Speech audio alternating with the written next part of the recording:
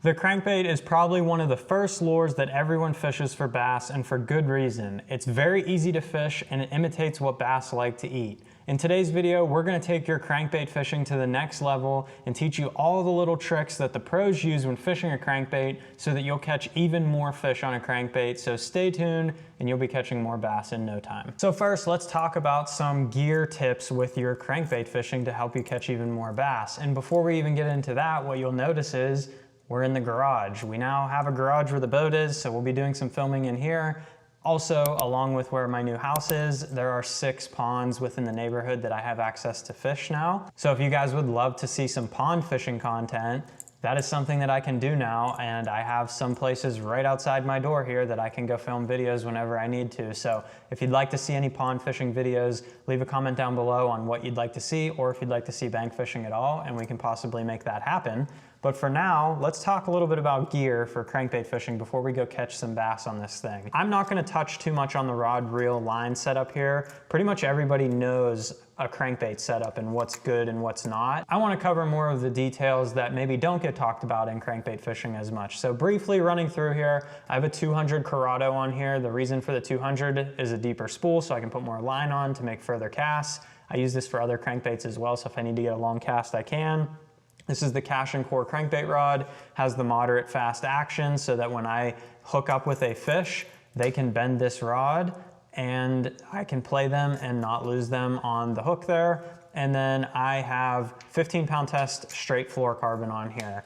Now, this is where I'm gonna come down to tip number 1 with your gear is actually in your line. So always use straight fluorocarbon if you can. Monofilament has more stretch. But if you're using a true crankbait rod, you don't need that stretch to get the hooks in that fish's mouth. And the fluorocarbon will get your bait just a little bit deeper and you'll have a little bit better feel because fluorocarbon sinks. So when you're reeling it, it'll get down in the water just a little bit more and you'll be able to feel everything a little bit better. The other thing to note is the pound test that you're using on here. And I use different pound tests for different things. My standard size that I use is pretty much 12-pound test almost always. That's really what I like to go with. That's gonna give you almost your true diving depth on a crankbait. 10-pound test is usually what they test crankbaits on. So if you take one out of the box and it says 3 to 5 foot, it's gonna go about 5 foot on that 10-pound test on a very long cast. So if you put it on 12, you might get like 4.5-ish, somewhere pretty close to there.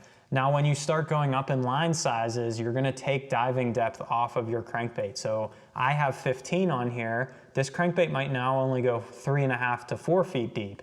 But if I'm fishing in very shallow water or very abrasive cover, I might need that heavier line so I can use that to gauge how deep that bait's gonna go or choose the correct bait for using in that water. You can go all the way up to 17 or 20-pound test, and you can take a square bill that runs 5 foot deep and only get it to run 2 foot if you really need a crankbait that runs that shallow. Or if you're trying to get your bait deeper, that's when you can go to that 10-pound test and make a very long cast and get it out there. Now, what goes hand in hand with that is choosing your diving depth of crankbait. And today we're just gonna be talking about square bill crankbaits because that's the type of crankbait we're gonna be fishing later. But if you use different types of crankbaits like this one has a little bit bigger of a bill. This one goes 4 to 8 foot deep. So if I'm looking to fish in 6 foot of water, I'm gonna wanna choose this bait because it's gonna get me down to 7 or 8 foot deep. You want your crankbait to go about 1 foot or 2 deeper than the depth of water you're fishing because that's gonna give that bait the best action. It's gonna cause it to deflect off of cover and it's gonna cause you to get a lot of reaction bites. If you're fishing in 6 foot of water and you're throwing a square bill that goes 4 foot deep and it never touches the bottom, you will catch fish doing that just because the fish think it's food and they will come up and get it. It looks like a bait fish. But for the most part, it's gonna get you a lot less bites because you're not either getting the bait to the fish where they live and making contact with their cover, or you're not getting the reaction bite by making contact with the cover. So pay attention to that, choosing your crankbaits. But like I said, today we're just gonna be fishing the square bill, and pretty much all square bills go like 3 to 5 foot deep. So that's all I'm really focused on today.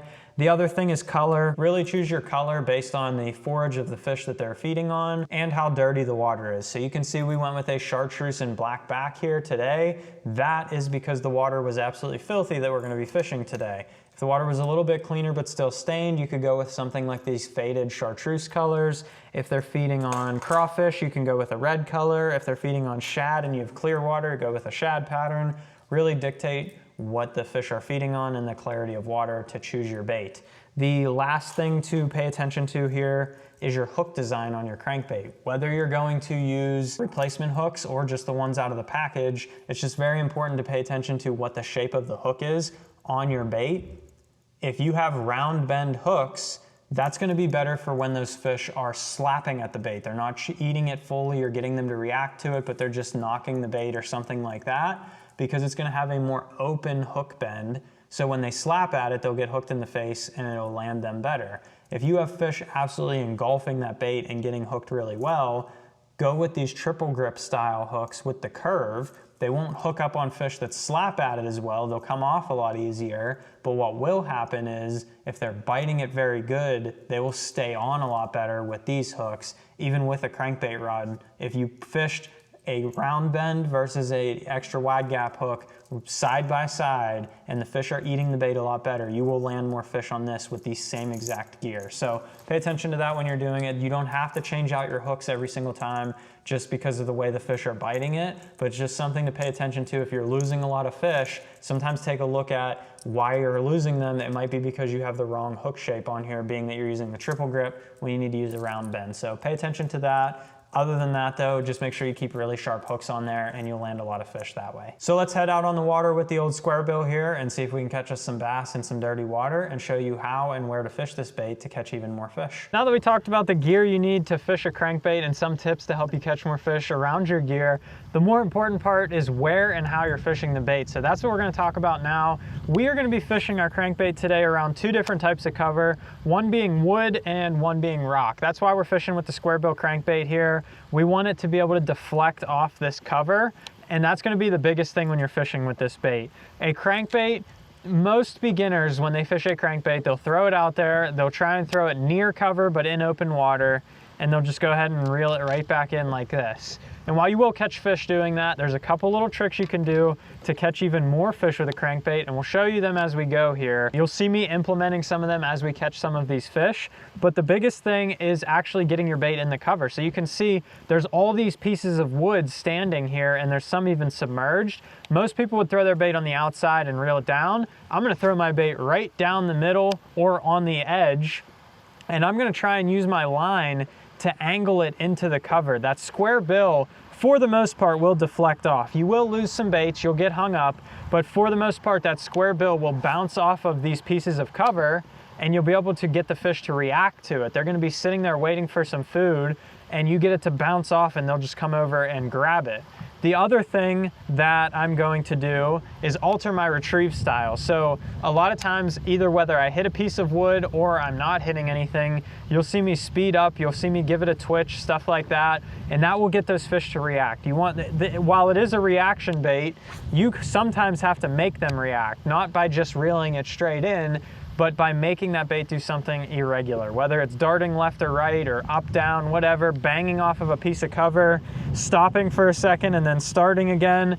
It could be a whole variety of things, but you want your bait hitting the cover and doing something irregular as much as possible throughout your retrieve, and that's gonna equal the most amount of fish possible. So let's put some of these tips to the test and see if we can catch us a couple fish. Fish? I thought we did. That was great. There you go. Garrett got one. Fishing that, he literally caught that fish straight in the middle of all that wood. He reeled it right through, wasn't worried about losing his bait. I got hung up, unfortunately, but we very easily could have both caught one. Did you get a hook in your hand?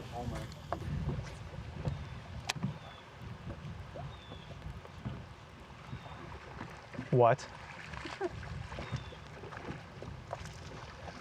Garrett got another one. Little guy. Same thing with that fish. We're just throwing it deep in the cover. That one was pretty far back in the wood over there, and just banging it off the stumps, creating that reaction bite. All you got to do to trick them into biting. Yep. Another one. The sign is pulling through. Yeah, unreal. Little guy again, but...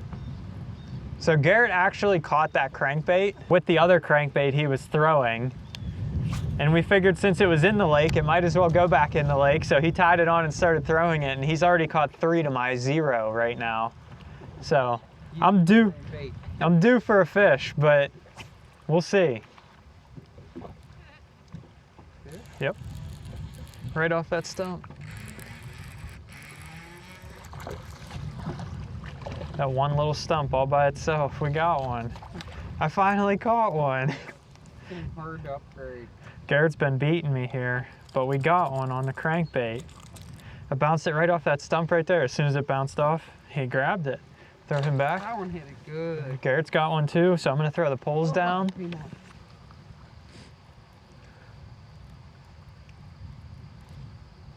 There we go. Back in danger. Right on that rock pile. Come here, buddy. Not a big one, but we got us another one on the square bill. We had to work for this guy for quite a little bit. They haven't been biting pretty good. The conditions kind of, while they're perfect for a square bill, these fish have really shut down. But that's the first one we got in quite a few hours. Banging our square bill off this rock pile up here, just getting that bait to dart and hunt around down there, and he couldn't resist it. So if you want to learn some more tips about how to fish different types of crankbaits for different seasons, check this video out right here. Hit the subscribe button down below. Thanks for watching. See you, buddy.